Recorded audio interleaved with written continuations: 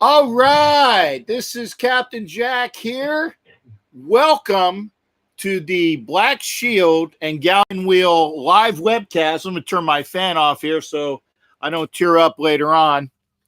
And I am honored and thrilled to have with me long time, 31 years to be exact, unless the bio is wrong, NFL official, Mr. Jim Tunney. And for those that don't know, and hopefully I don't take away all the major accomplishments that Mr. Tunney or Jim has, for you all that are out there that don't know anything about officiating, trust me, Jim Tunney is the dean of NFL officials. Again, 31 years in the business, 29 postseason assignments, 10 championship games, along with 3 Super Bowls. We'll definitely be talking about that Super Bowl 11 and 12 with Mr. Tunney as well. An author of 4 books, and I wish I would have been able to get a hold of these because I'd like to have a little bit better prep, but I'm sure that there will be some good reading when I do some flights across the country, sir. Jim Tunney does have a doctorate degree in education, so doctor is apropos here, but we will call him Jim because I'm sure he's probably more amenable to that. And Jim currently still works within the NFL officials, and we'll definitely get into that a little bit later on. And before I turn it over to him, again, if you're late to the game, Jim Tunney has been involved in some very memorable games that I'm sure everybody here knows about. The Ice Bowl game, which I'm definitely need to talk to him about. The kick, and I believe that was the 63-yarder from Tom Dempsey at Rice Stadium, if I'm not mistaken. And the famous 1979 AFC Championship game, which had a lot of people screaming for NFL Instant Replay. And I know we're going to get your views on that. You were also present for the catch. Memorable game, San Francisco over Dallas. The fumble, where Ernest Biner gave the Broncos that second time back into the Super Bowl. The Fog Bowl, which I'm sure was interesting.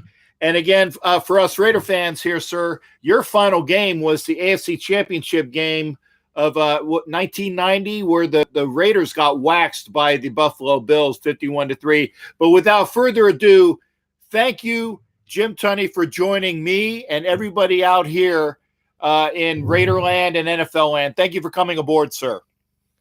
Dick, glad to be here, and thank you for the opportunity. It's now in my 60th year with the NFL. I started in 1960, and while I worked 31 years on the field, I was a trainer for a while. I was left the field for a number of years. But the other part of it that I've been busy. I've written 12 books, and my 13th will come out this summer. Wow. Well, again, they're going to have to get your bio updated on Wikipedia there, sir. I apologize for that. I can only... No apologies necessary. I just keep working on it every day. I write a weekly column for the local newspaper called On the Tunney Side of Sports, so it's covering all sports. And it goes out every on the newspaper, but also goes out on the internet and called Constant Contact. And so I'm still working. I have one ready to go to the newspaper on next Monday edition. So I work every day doing some writing. Well, again,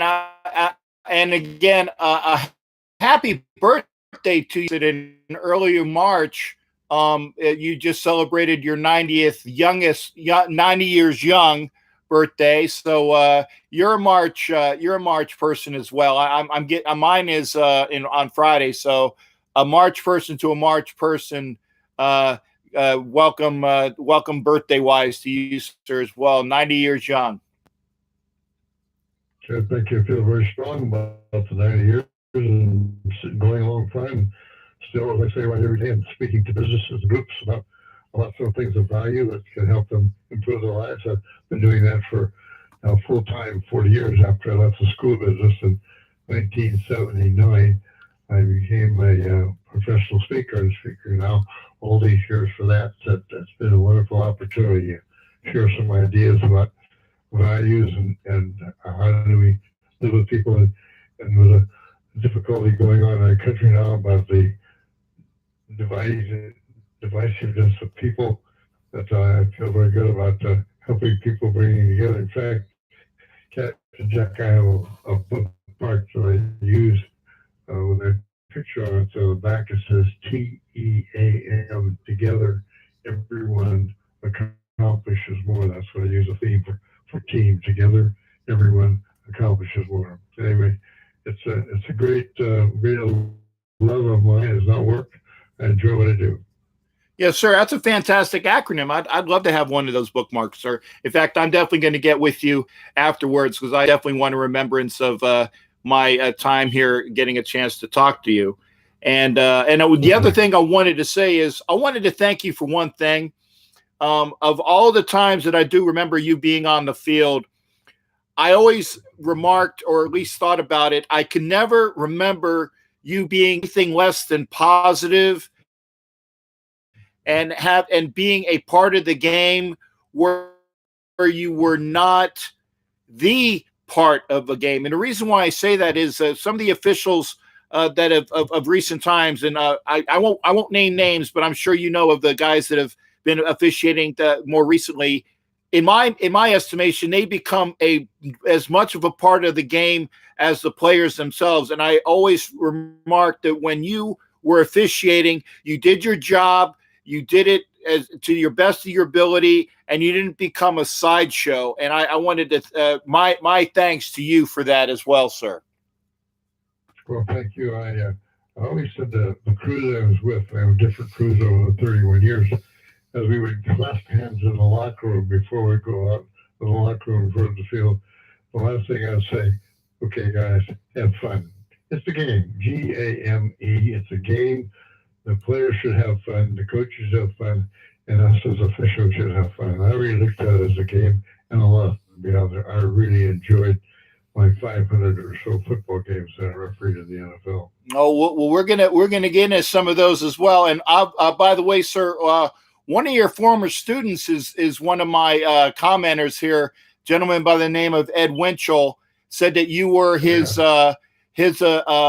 I guess at Fairfax High School, and he said that you made him Eddie Winchell. There you go. And he said that you were very important, making him the man that he is today. So you definitely have a commentator here that knows personally what you did in his life, sir. Oh, Eddie, that's a terrific thing. Thank you so much for the honor of saying that. That's really a great thing.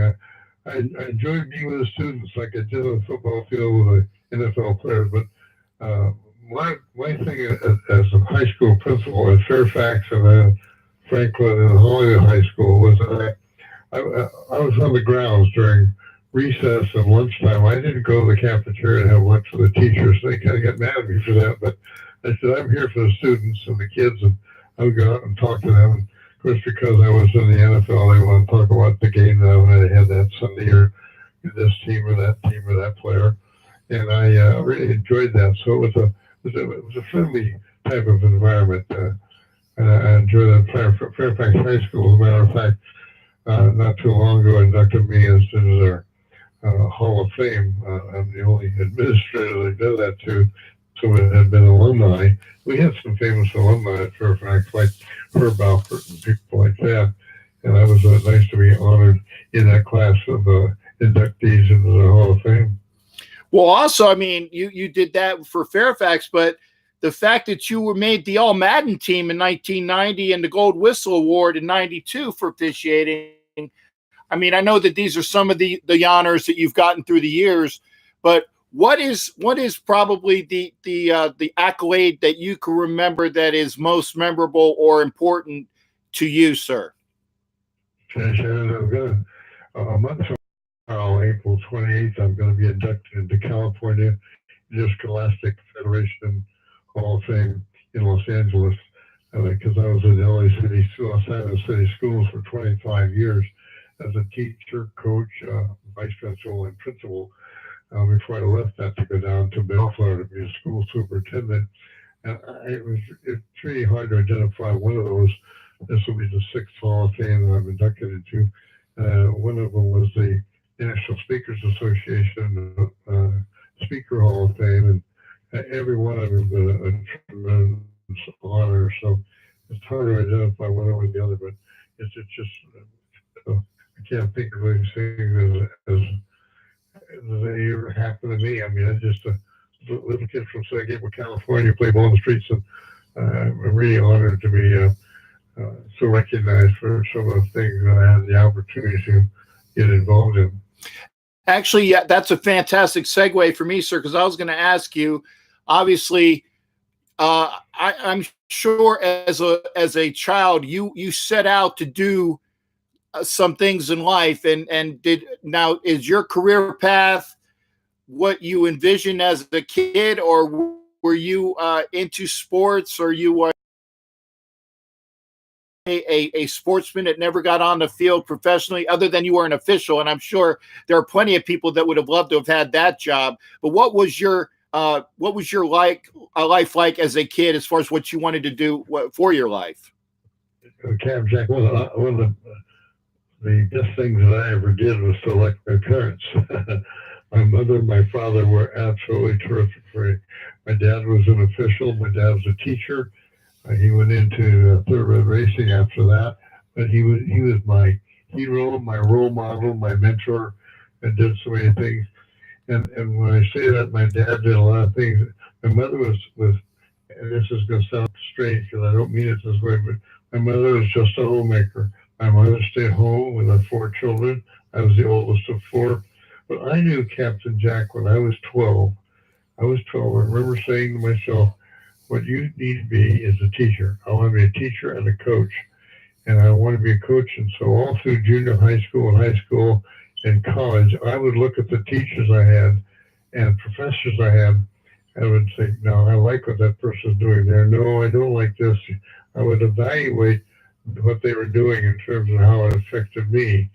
And so I studied it for a long time. And so I got a chance to be a teacher and a coach. I really enjoyed that. I didn't want to leave coaching, but the principal at the school was moving me on towards administration. And so I followed his advice and recommendations and went on to be a high school principal and school superintendent. So I knew what I wanted to do early on. I got a chance to do it. I was very lucky, very, very fortunate that I got a chance to do that. Now, breaking that down, then obviously NFL officials, that's not their full-time job. They have full-time jobs, and obviously you were a school administrator. But how did you? First question is, how did you get into officiating? And I'm sure you started locally before you moved up. And then the second question after you answer that is, how do you feel about the proposal that NFL officials would be working full-time as officials? Good questions. The first question is, when I was a teacher, when I was in school, when I was at Occidental College as a player, I played basketball and baseball at Occidental. In fact, I played a little football too. But when I was doing that, I was also officiating because my dad was an official. I would officiate intramural games on the campus, as well as industrial league basketball games. I was getting paid 90 cents a game. 90 cents was what they paid. Then the summer league, I was playing summer league basketball, and the director said, why don't you come a little early and officiate the little kids game? He said, I can't pay you as a professional because you're still competing in college athletics. He said, but I can pay you as a playground director at 90 cents an hour. And so that hour game that I worked was again 90 cents. And that just evolved into when I graduated from college, working local high school games, junior college games, a small college, and then in a major college. I worked what is now called Division I, Pac-12. It was then called the Pacific Coast Conference. I worked football and basketball games there. And as I was working those games, my last year of officiating college ball was 1959, and I guess the NFL saw me on a couple of national games, and so they asked me to join the NFL, and I did that. And to fall into the second question, um, I'm not in favor of officials being full time, mostly because the only way you get better at what you do is to do it. And you only play a game once a week, Monday through Friday. You're looking at film, and the officials are looking at film. We've been looking at film as NFL officials since 1967. That's when we first started film. My first few years in the NFL, we never looked at film like that. But now, in '67, we did. And now the tremendous pressure that's on the officials in terms of replay and all that, the use of the video camera is very, very important. And the officials today are almost full time. Yeah, Jack, they look at films during the week all the time, talk to other officials on the phone, talk to the league office about interpretations. Officiating football is really not that complicated. We can teach almost anyone to be in the right position in the right place and look at and study the interpretation of the rule. But to be full time, players don't play full time. In fact, the players now don't even practice during the week. They even practice hard contact. It's mostly just movements and strategies and things like that. So the reason I'm playing any games is you can go to training camps to officiate. It's only just the Sunday games or Monday night, the way they do it. Now it's a full time doesn't make you a better official. Okay. I use the example of basketball. Basketball officials are full time. Baseball umpires are full time. You see basketball officials make a mistake from time to time, and Major League Baseball officials, umpires, will make a call incorrectly. They go to replay and take a look, and their call is being overturned. So being full time does not make you perfect. The other part of that is that players are full time, and yet a quarterback will throw an interception, and that's a mistake. A guard will miss a block. That's a mistake. A defensive man will miss a tackle. That's a mistake. Mistakes are going to happen because you're people. That's the way it should be. The way people are made. They're not going to be perfect every time. If you want perfection, then you got to go to a video game and you can run it back and forth to see what's right and what's wrong. Okay, and those are obviously well taken.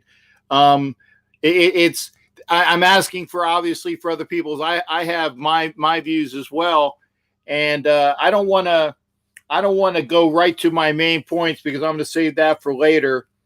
But let's talk about, if you don't mind, sir. Who were your heroes growing up? You said your parents, but was there anybody else that you looked up to in your life that made you or you aspired to be? Again, I said I know your parents were important, and I'm sure you probably had some role models as teachers. But any other folks you can think of as well? I was very, very fortunate. The first book I wrote is called Impartial Judgment, and I'm glad to send you one of them when we get through and talk about that. But in Impartial Judgment, I wrote a chapter on we all need mentors. And as a teacher and an administrator, I always looked up to other teachers and administrators who were doing good things. And I studied them and listened to them. And when I became an NFL official, I was just 31 years of age. I was one of the youngest ever hired by the NFL. And I looked to guys that you've never heard of, but people who are wonderful officials. I just got maybe 5 or 6 of them: Bill Downs and Ron Gibbs and Bud Brubaker and Norm Schechter and George Reddick and Red Cashen and Red Cashen, and people like who are just terrific models for me. And I watch what they did and say, I can do that, or I can do that better. I think I can improve this. I'm always looking to see how I can do something better than I did before. I tell you, you mentioned Red Cashen, and he was one of my favorites. I missed him. I've missed him since he retired, because the way that he would always say "first down" was so memorable to me. I mean, that was his shtick, but he had it on tight. You have to understand that Red was from Bryan Station, College Station, Texas, and Bryan, Texas, and all those Texans talk like that. So he doesn't put anything on. He and Jerry Markbreit were very good friends of mine all the time. but there were so many people that you never heard of. A guy like Stan Javi, whose son Steve Javi is an NBA, just retired NBA official. Just so many people that you never heard of that I watched very carefully and studied what they did. And Red and Jerry Markbreit were very good friends and admired what they did too as NFL officials. Actually, that was one of my questions. So you actually took care of that. You're killing me. You're killing me, Jim. You're hitting my segues, but a little bit too early. So Red and Jerry, and obviously I got to talk to you about muscles. How are you with Mr. Ed Hochuli, and how do you feel about him finally retiring after all these years? I retired the year he started, so Ed and I've been friends for the last 25 years. He's been a wonderful friend, and when I had an opportunity some few years ago to be an observer and a trainer for referees, for the position official of a referee, and Ed was a referee, and I was assigned his games, and he was always very cordial and excited about the fact that I got a chance to be there, because he'd always ask some questions, and I became a mentor to him too. He did a great job as an NFL official. The thing I liked about Ed is he was in control. It was his game. He was running the game, and yes, players and coaches sometimes would get out of hand, but Ed knew how to handle them, and I admire the way he did that very well. Well, I'm sure he did, and the fact that he could probably bench press a truck probably worked in his favor as well. So every official is in very good shape. You look at a sign judge or a line judge running down the field with a receiver who's running a 4.440, and he's 23 years of age, and you're 53 years of age, and they're almost keeping up with him. So officials are in good shape, and Ed didn't do that for show. Ed did that because he was a very physical fitness trainer, and he really enjoyed doing that. He did that because that made him a better official and stronger on the field.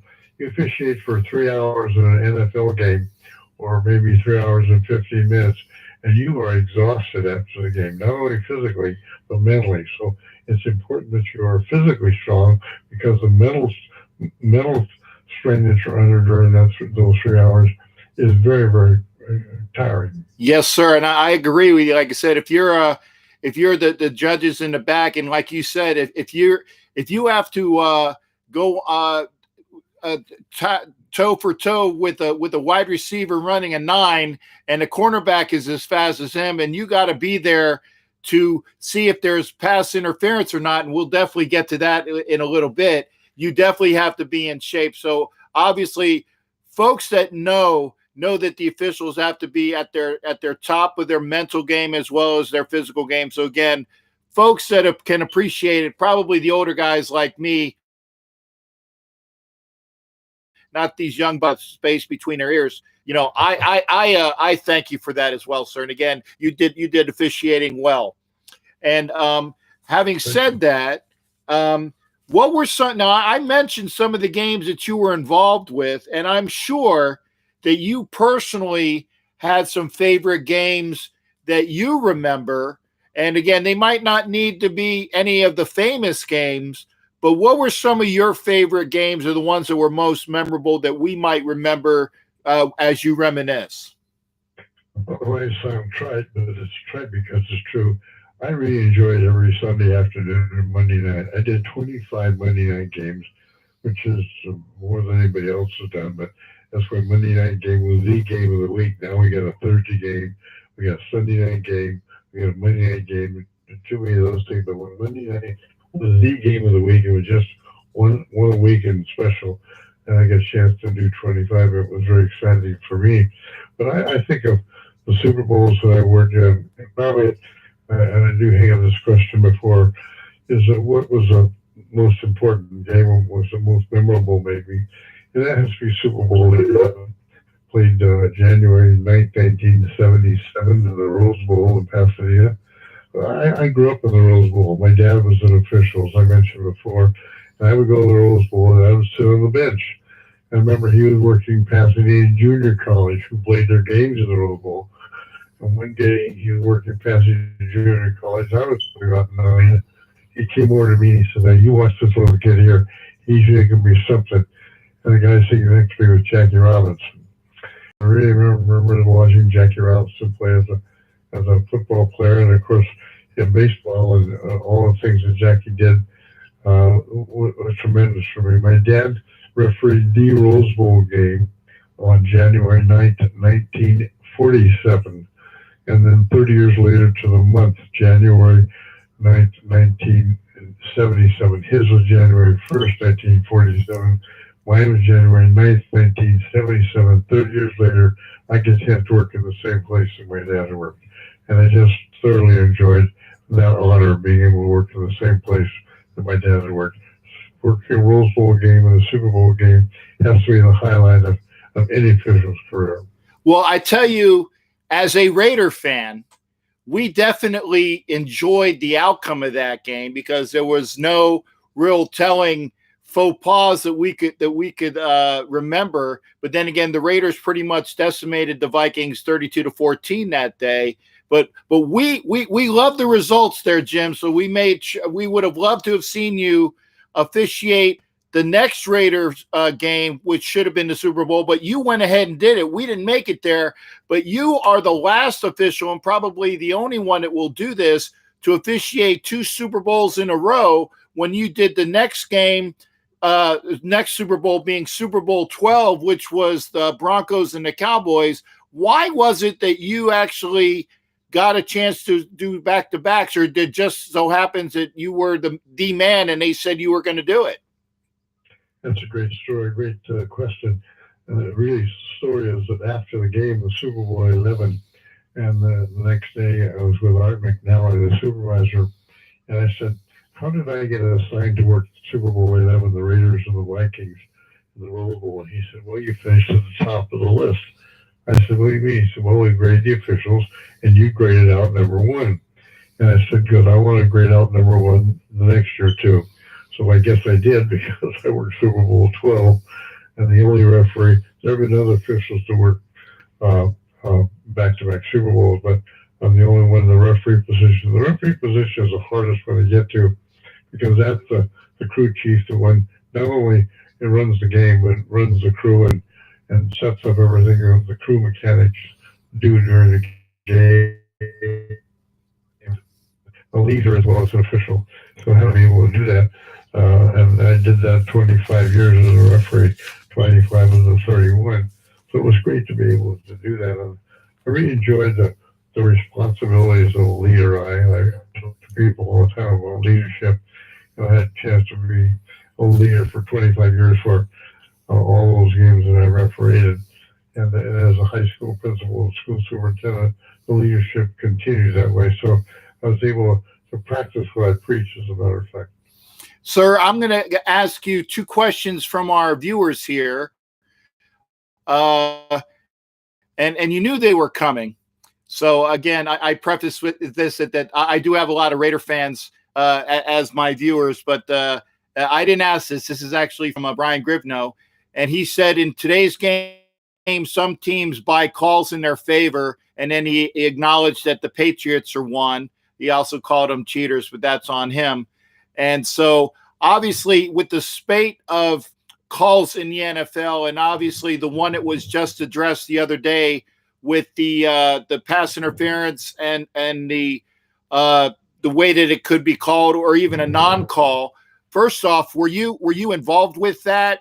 And how do you acknowledge that there is going to be a certain viewpoint from fans that games are bought? And I will say this, and again, before you answer, I got a chance to speak to Willie Rofe earlier this month, and he was talking about the call that was made during the Saints-Rams game, and he noted to me, and I didn't even realize it, that there were about 6 officials that were on the field that day that were from the Los Angeles area. So that kind of viewpoint smacks of biasness. So please address to the audience how the officials are unbiased in their calls as best as you can.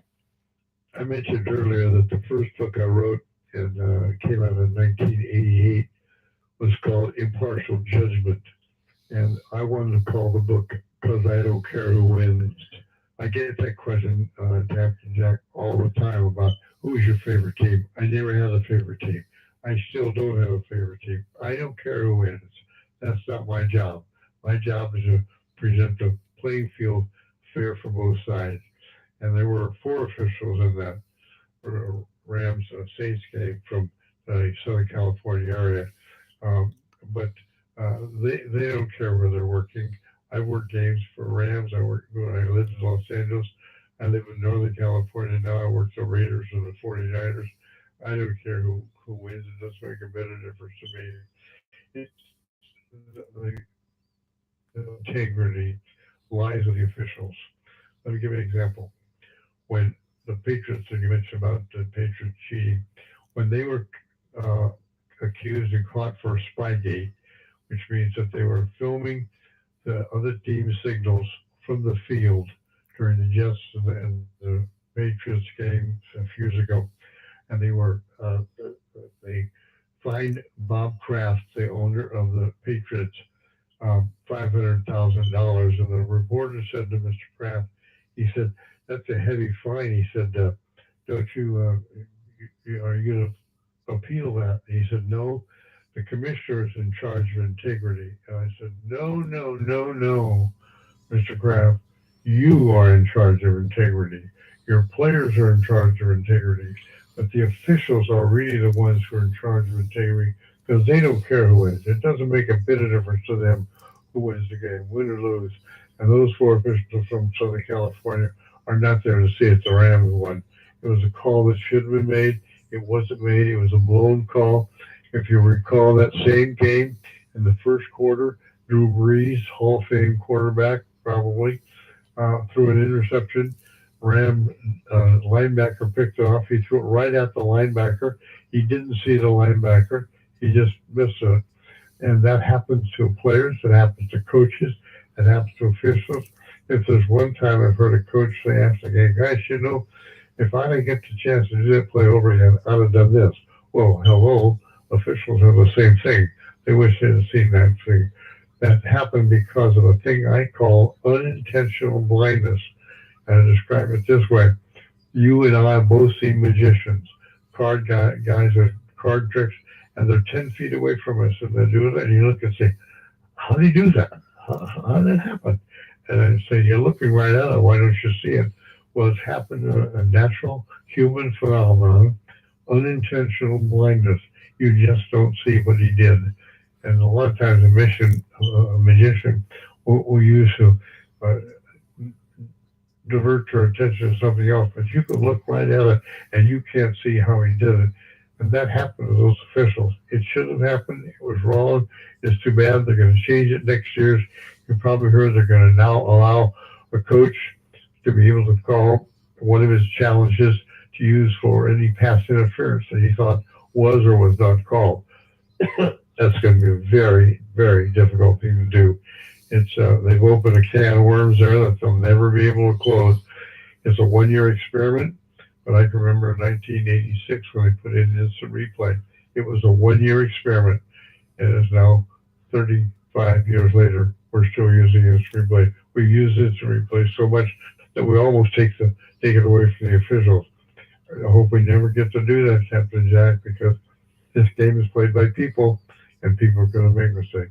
Yes, sir, I agree. And I like I said, we all are human for a reason. And I will admit, okay, that being a fan of the silver and black, there's always we like to reach out and blame things on the people that are easiest to blame things on. And obviously the referees being in their striped stories, and the two that come to mind is obviously John Madden talking about what happened in '72 for what Pittsburgh people will call the Immaculate Reception, what Raider fans will call the Immaculate Deception, was that the official on the grounds, I believe it was McNally, if I'm not mistaken, actually he allegedly called back to New York for the play, And if you can dispel those rumors, I'm sure we would all appreciate it. But that allegedly happened. He got it close enough, but not quite. The referee in the game was Fred Swearingen. And when it happened, Fred Swearingen went down to the judges who were downfield to saw that. Did Jack Tatum touch the ball or didn't he touch the ball? If he didn't touch the ball, that means two of the offensive team can't touch the ball. Now, that was the rule then. It's changed now. But an official said yes, they thought Jack Tatum touched it. And then the ex-official on the field, on the sidelines, who was the older official, he came to Fred Swearingen during that conversation, and he said, Art McNally's in the stadium. He's up in the press box. He wants to talk to you. So Fred Swearingen went to the phone in that stadium and talked to McNally. McNally just said, what do you have? And he said, we think it was touched by Jack Tatum. He said, then signal the touchdown, and let's move on. He didn't tell him what to do. The officials on the field make the call, but it was touched by Jack Tatum. Now, I've seen that film again, Jack. I've seen that film 1,000 times. I still can't tell whether he touched it or not. And that's the thing about replay. That's the thing about the film. The film only has two dimensions, height and width. It does not have what the human eye has. That's depth perception. And often in depth perception, we lose it. Did the white car hit the black car, or the black car hit the white car? People are going to argue those kind of things all the time. And it does happen on the football field. The replay only has two dimensions, height and width. And sometimes we get involved in that thing. That's the gospel. If the replay says that, that's what we say. And that's too bad. I wish we could take it to the officials and say, if the official said that's what most of the time I got a chance to work, and it was Coach Madden. Coach Madden was very, he was very excitable. But I wrote in that same book, Impartial Judgment, I did a whole chapter to Coach Madden. I called it, but I would go over to Coach Madden, and he would say, okay, I got it, and it would go on. He was very good to deal with. A lot of fun. I enjoyed that. Yeah, actually, I was going to ask you if there were any particular players or coaches that were maybe that they had a bad rap, but how you handled certain personalities. And obviously, Coach Madden is one. Jerry Glanville was another one that comes to mind. And obviously, Vince Lombardi, people that were volatile personalities to deal with. Or maybe even folks that were amusing like Hank Stram. Any particular coaches or players that you had a unique probably memories of as far as being characters on the field? I got a chance to work with probably over 300 NFL coaches during my 31 years on the field. And you mentioned a couple I can talk about. Coach Lombardi. Coach Lombardi was screaming and hollering. He only expected two things out of you. Number one, be in the right position to make the call. If you were in the right position, made the call, he didn't argue with it. Number two, make the call with conviction. Don't be guessing at it. Be sure of what you call. So be in the right position and make the call with conviction. He would leave you alone. If you were in the wrong position and made the call, or you look like you're unsure of yourself, Coach Lombardi would let you know. Jerry Glanville was a character to work with. He said, you guys are on drugs. You guys are on drugs. I know you're on drugs. and I didn't respond. But probably 7 weeks later, I got another game in Atlanta with Glanville. And we're standing there at the national anthem. I'm standing right next to Jerry. And I'm putting my hand over my heart, and he's got his over his heart. We're standing there. And he looked at me and I said, Jerry, the guys are all checked. We're not on drugs today. He laughed, and it was all over. So it was, there were some wonderful characters. I think of Dick Butkus. I saw off the field one time after he both retired. I called him Richard. And I said, you were considered one of the meanest, toughest players that tackle. Did you ever intentionally hurt anybody? He said, no, never, unless it was a game or something. So he was a character, but he was a fun guy to deal with. Definitely. So I appreciate those stories. I said the amount of fun and any of those anecdotes, and I hope that you got some more, because I'm gonna finish with anything. So I hope you got a couple more to ask. I am gonna ask too that were from the viewers. What's your thoughts on the Raiders going to Las Vegas? When we were officials, at that time, we could not even as officials go to Las Vegas during the season. And I was the speaker, and I would have 2 or 3 times in Vegas as a speaking engagement. So I said to our supervisor, Art McDowell, Art, look, I go to Vegas to speak. I go to Vegas, I check in at the front desk, and you got to trust me. And he said, okay, I trust you. And at that time, we could never even go to Vegas. Now we put a team there. It is very, very dangerous, very dangerous. I don't think the players will ever get involved. The players are making so much money now. In the old days, when the players were making $5,000 and $6,000 and $10,000 a season, in the '60s when they were doing things like there might have been some temptations. In fact, if you remember, Pete Rozelle suspended Alex Karras and Paul Hornady. Yep, I remember. I was just going to bring that up, sir. Yes, sir. Yeah, they didn't. They weren't gambling on their own teams. They were just gambling. Paul has always been a gambler ever since I know him. I know the field. He's a horse guy. He always was a thoroughbred racetracks and gambles a lot. And Rozelle suspended him. I'm concerned about the fact the Raiders are in Vegas. I'm concerned about NBA teams going to Vegas. I'm concerned about the hockey teams that are there. I'm concerned about the fact that gambling is now legal in states. And they say, well, it's going to be illegal, so make it legal. So it was illegal in drinking too in Prohibition, but we've allowed it, and we have an alcoholic problem in this country. But I just think that the gambling is an addiction, and you get hooked on it. And once you get into it, and once you have involved with the gamblers, they are ruthless. They kill, they murder people. So it's a dangerous activity, and the gambling has always been a concern to me. All right, and thank you as well for that. Like I said, it's not a problem until it is. And actually, you mentioned Paul Javi being an NBA ref, and again, not a sore subject, but the other NBA ref, which actually threw games because he was gambling and he would basically allowed things to happen. There's always an element between the folks that are participating with gambling, as you know, to make things work in their favor. So again, it's something that we'll have to look towards to make sure it gets done right. I couldn't believe when Tim Donaghy accepted the gambler that you're talking about. It hit me right in the pit of my stomach. I think, how could somebody in my profession do that?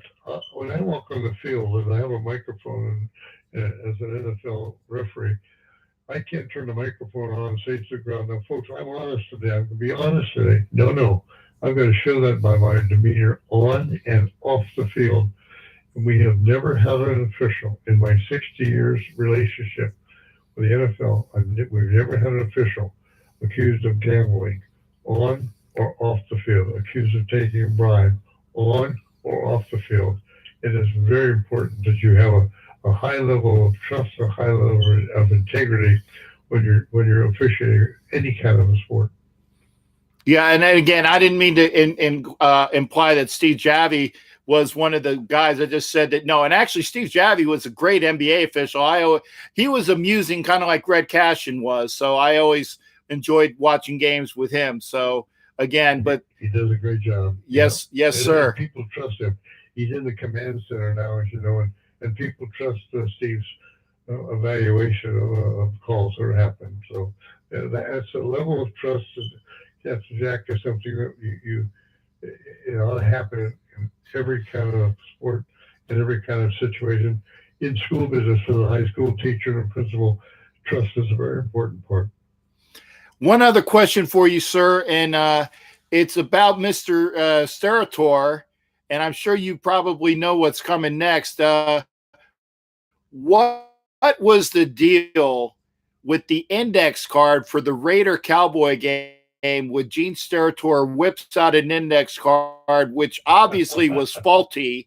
And as you could see, the way that the pictures were running, and I swear, and I apologize for being profusely anxious on this and just the hatred of the call getting to me, but you could see he blew the call. Well, blowing the call. I can't go there. I don't believe that, but he wasn't the first. I've done that.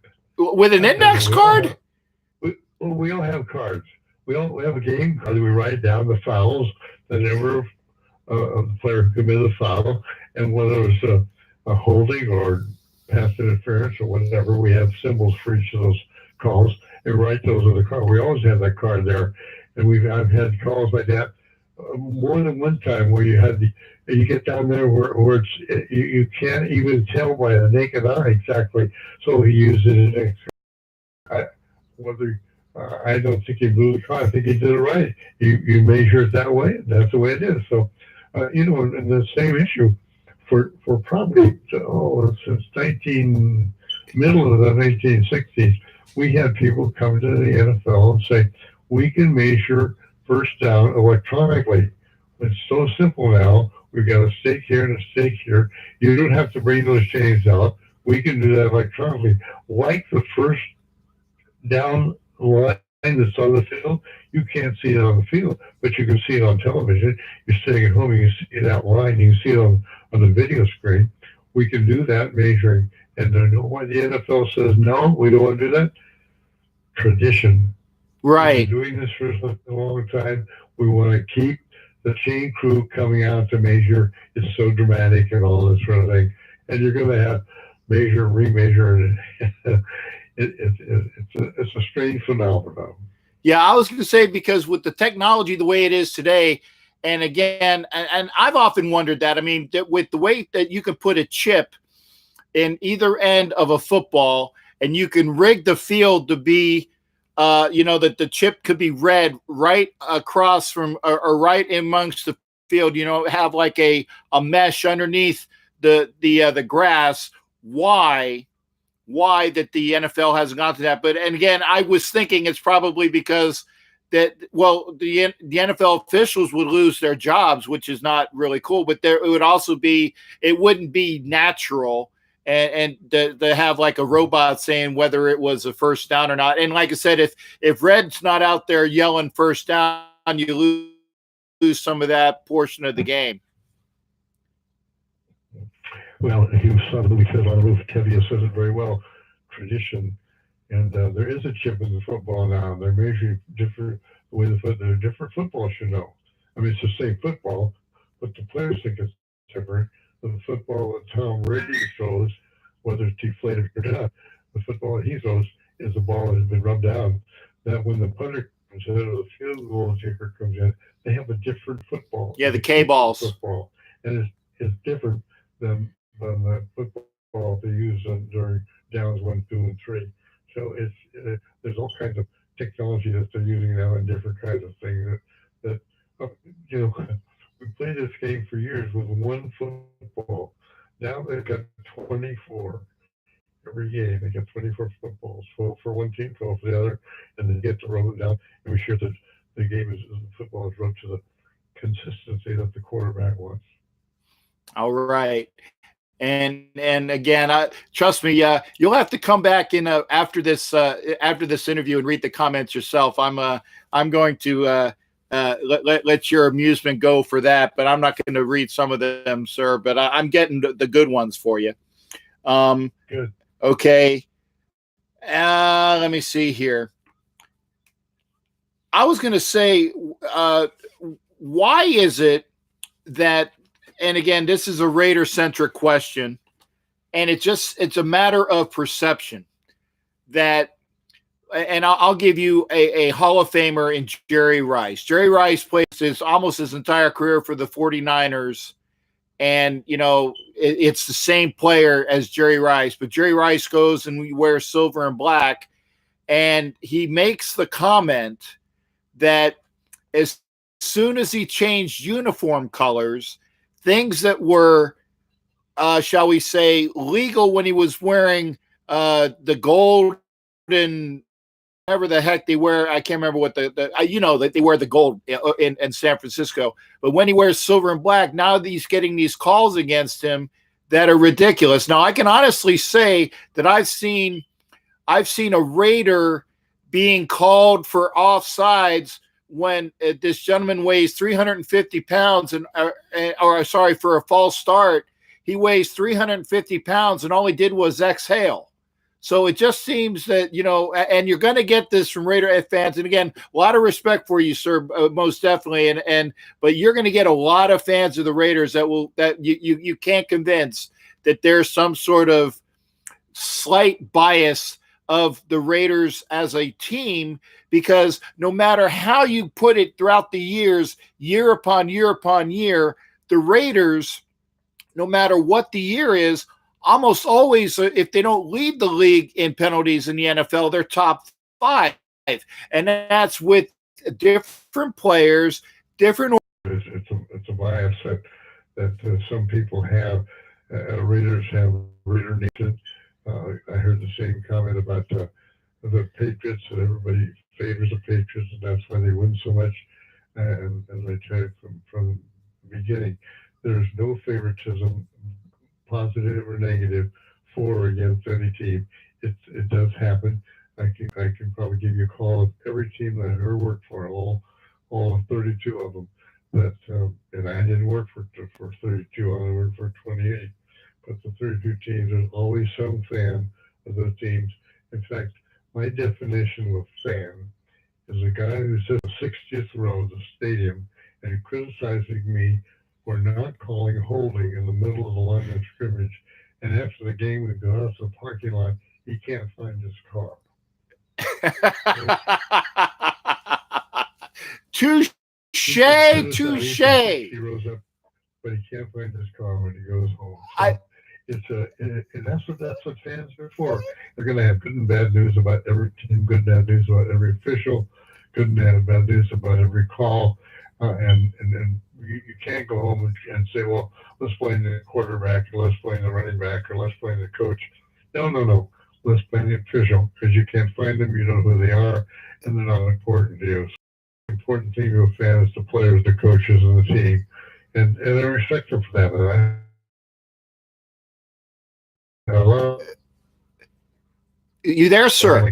Oh, okay, I thought I lost you. No, I had to ask, because again, I'm being asked. And again, when you go back and when you see this video yourself, there's some colorful. I hadn't seen any swear words yet, but there are some colorful comments that you'll enjoy. I've seen the swear words. Are you watching right now, sir? No. Okay, well then, yeah. Like I said, and by the way, gentlemen and ladies, if you're please keep it clean. Like I said, a lot of respect for Mr. Tunney, so we don't have to go there. I was going to say the other thing that I had for you is what you've been in the NFL for 60 years, and wow, I tell you that'd be a dream for mine. Not only do you get a chance to be, a school official, and the counsel for that, but also to be with the NFL for 6 years. Wow, that'd be a great thing. But what else are you doing other than your speaking engagements that we would be able to follow you for? I mean, obviously you're writing, and I definitely would love a book, sir, if you can sign that. I'd love that. But anything else that you could say that's keeping you active? I write that weekly column that I send, and it's, as people could subscribe to it. It's for free. It comes out every Monday. It's called On the Tunney Side of Sports. On the Tunney Side of Sports. So you can email me, Jim@JimTunney.com, Jim@JimTunney, TUNNEY.com, and email me and just say, put me on your list and send me your email. I'll put you in the email and you'll get it every Monday. And it talks about all kinds of sports. This next week, we're going to talk about baseball and what's going on with baseball. Baseball is America's pastime? And I'm saying, is it past the time for baseball? Are people really interested in baseball? As they are, football or basketball or soccer, or baseball kind of gone past its time now. So different my take on the Tunney side of sports. So it's my opinion about the thing that I asked but respond to me. You agree or disagree? Write your own comment back on the Tunney side. I guess or get emails every day about some of the things I've written. So that and the books that I've written and the bobblehead that I have and all that, I get comments from people. So it's a busy. I never wake up in the morning thinking, I wonder what I'm going to do today. There's always something to do. Well, I tell you It's that working out fine. So if I I can help you with that.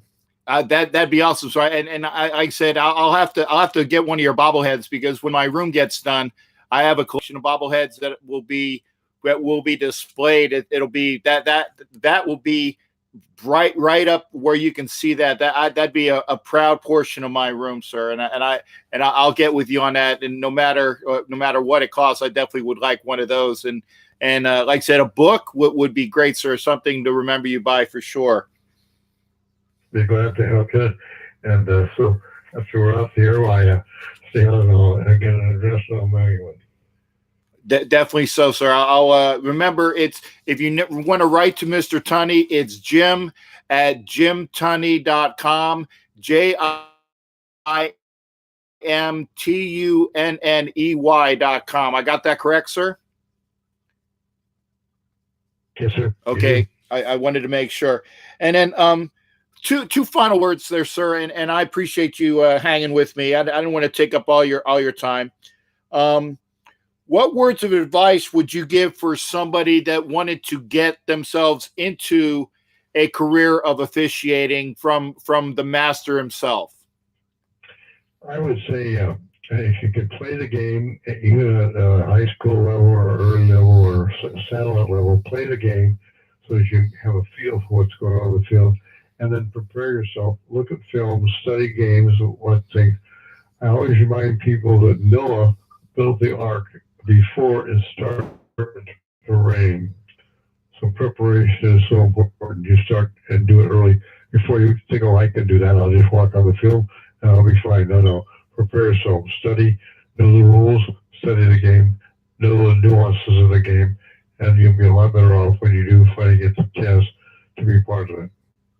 All right. And I guess I'll leave you with this, sir. Is there, and we've talked quite a lot. And again, I appreciate you spending time with me and dealing with us disgruntled Raider fans. But was there anything else that you might want to give the audience, a parting shot, an anecdote that you thought that you just thought of would be something, a nice way to say goodnight to everybody out here? Because I've certainly enjoyed it. I'm sure they have as well.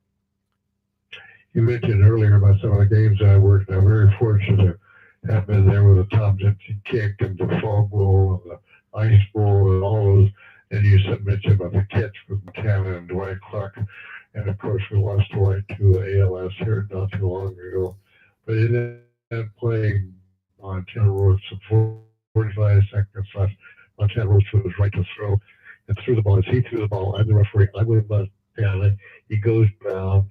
And too tall Jones flattened him and laying on the ground. I'm looking at Ed Jones and Joe Montana, and Joe looked up and he said, "What happened?" I said, "You threw it in the stands." He said, "What?" I said, No, Dwight caught it. You had a touchdown. So we had a little fun with it right there with Joe and I, and I've known Joe for a long time. We've done a lot of things together, so off the field as well as on the field. It was always, to me, as I mentioned earlier, Captain Jack, it's a fun game. I enjoyed having fun out there and enjoyed this opportunity to be with you. I appreciate that very much. No, I thank you, sir. I wanted to try to keep it at an hour because I know that you have a lot of things going on, and I honestly I'm very honored and privileged that you could spend an hour with me and with my audience, and I know it's quite enjoyable, and I've definitely enjoyed it, sir. And I'll definitely get with you on the on the after side of this as well when we stop the recording. Obviously, one of my viewers is a reverend, and he gives you blessings. So again, not all Raider fans are nasty and mean and need to be locked up in Chino. So we're all some good guys as well, sir. Happy to be part of your program. Enjoyed the opportunity. Thank you, and be happy to work with you again. All right. If you can stay on the line, sir, I'm going to end the broadcast, but I'll stay on with you for just a second. That concludes tonight's broadcast of the Black Shield and Galleon Wheel live webcast with NFL official Jim Tunney. What a great time we had, and I appreciate y'all being here for it. Come back next Wednesday for another edition, and on Thursdays and Sundays for the call-in shows. You don't know jack about sports and the Ask Captain Jack show. So we'll see y'all next time here. Again, Jim, if you could just hang on, I'm going to end the broadcast. Y'all take care and good night. And 1 second.